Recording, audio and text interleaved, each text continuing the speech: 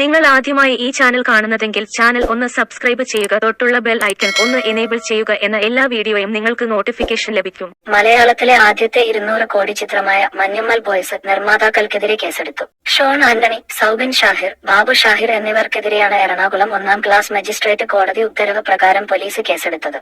Criminal ഗൂഢാലോചന, വിശ്വാസവഞ്ചന, വ്യാജരേഖ ചമക്കൽ എന്നീ വകുപ്പുകൾ ചേർത്താണ് കേസ്. നേരത്തെ പറവ് ഫിലിംസിന്റെയും പാർട്ണർ ഷോൺ ആന്റണിയുടെയും ബാങ്ക് അക്കൗണ്ടുകൾ കോടതി മരവിപ്പിച്ചിരുന്നു. ചിത്രത്തിന്റെ നിർമ്മാണത്തിന് 7 കോടി രൂപ മുതൽ മുടക്കിയ അരൂർ സ്വദേശി സിറാജ് വലിയതറ ഹമീദ് സമർപ്പിച്ച ഹർജിയിലാണ് കോടതി ഉത്തരവ്. 40% ലാഭവിഹിതം വാഗ്ദാനം ചെയ്തു നിർമ്മാതാക്കള് പണം കൈപ്പറ്റിയ ശേഷം ലാഭവിഹിതമോ മുതൽ മുടക്കോ നൽകാതെ കബളിപ്പിച്ചെന്നായിരുന്നു ഹർജിയിൽ ആരോപണം. ഇത് കൂടാതെ OTT പ്ലാറ്റ്ഫോം റൈറ്റ്സ് നൽകിയതിലൂടെ 20 കോടിയോളം രൂപ വേറെയും ചിത്രം നിർമ്മാതാക്കൾ സ്വന്തമാക്കിയിട്ടുണ്ടെന്ന് ഹർജിയിൽ പറയുന്നു. ഹർജിയിൽ ചിത്രത്തിന്റെ നിർമ്മാതാക്കളായ സൗബിൻ ഷാഹിർ, ബാബു ഷാഹിർ എന്നിവർക്ക് കോടതി നോട്ടീസ് അയച്ചിരുന്നു. പിന്നാലെയാണ് കേസും എടുത്തിരിക്കുന്നത്. ജാനേമൻ എന്ന സർപ്രൈസിന് പിന്നാലെ സംവിധായകൻ ചിദംബരം മഞ്ഞുമല ബോയ്സുമായി എത്തിയപ്പോൾ അന്യനാട്ടുകളെയും അമ്പരപ്പിക്കുന്ന ഒരു സിനിമാ കാഴ്ചയാണ് ഒരുക്കിയിരിക്കുന്നത്.